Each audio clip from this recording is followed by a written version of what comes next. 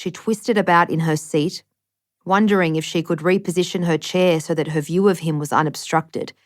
Already she was faltering. She was so seldom afforded a pretext to observe him. The first item on the agenda is Islamic Awareness Week.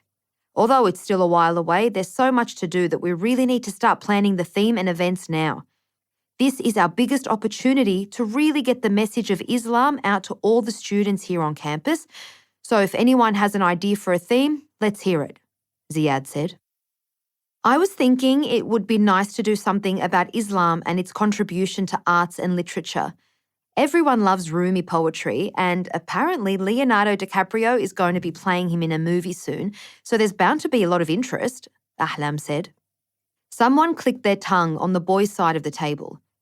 The sound was too immediate for it to have emanated from Naeem, and she did not think Ziad would have been so unkind. This eliminated everyone except Wahid, who now leaned forward in his chair. No offence, sis, but you're not going to get anyone coming if you make Islamic Awareness Week all about things like that, he said. People come to our events for hard-hitting topical discussions on Islam and contemporary issues, not fluff. I would hardly call Rumi fluff. Ahlam addressed Wahid's vicinity without seeking to meet his eye. Sara had learned that this imprecision of manner was expected in the MSA when a boy spoke to a girl and vice versa.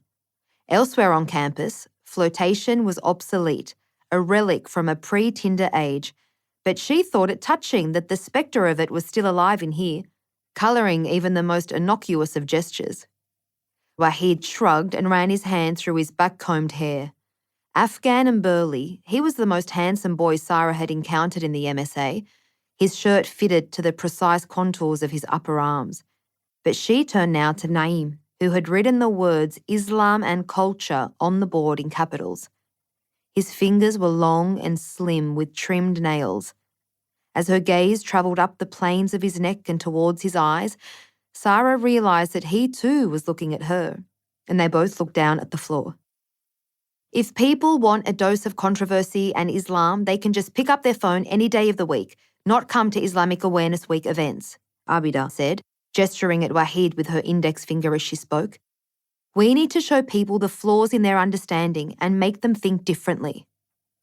Abida had been a prefect at the competitive selective school she and Sara had attended and was accustomed to leading, to shepherding people into agreement with her views. Unlike his deputy Ziad, Mustafa possessed enough gravitas to manage the differing perspectives within the group. But Sara liked Ziad, liked his ungainliness. Many of the MSA boys possessed the mannerisms of much older men. Assuming a form of stiff ceremoniousness, she presumed they equated with piety. They wore hoodies and pinstriped shirts and chunky, expensive sneakers. The girls were far more varied, in anything from formless dresses like Abida's oversized mauve abayas to boyfriend jeans and spiky bejeweled necklaces placed atop their hijabs coiled like snakes. What would you suggest then, sis? Ziad flicked his phone about in his palm, rotating it until it fell to the table. I was thinking we could explore a theme on the wreckage of the post-colonial Muslim world, looking at a range of countries people think they're experts on just because they've read a headline about how backwards and war-torn they are. And, of course, we can't forget the ongoing colonial invasion and genocide of the First Nations people of this very country, Abida said, her hands moving about before her, the scalloped fringe of her hijab dusting Sara's shoulder. Of late, Abida made frequent references to colonialism and feminism and neoliberalism and other isms Sara did not always recognise. She wrote lengthy online diatribes about it and reproached MSA boys who shared memes and videos she deemed misogynistic. She decried Jordan Peterson as a proto-fascist and wore Black Lives Matter t-shirts over her abayas.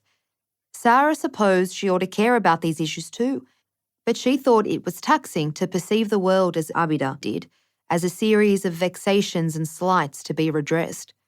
She was resigned to the world's ills, to the surname and green eyes she had inherited from slave masters and settlers of centuries ago. I think that's a good idea, actually, Wahid said. It builds on our theme from last year, extremely moderate, on the pressure to be a so-called moderate.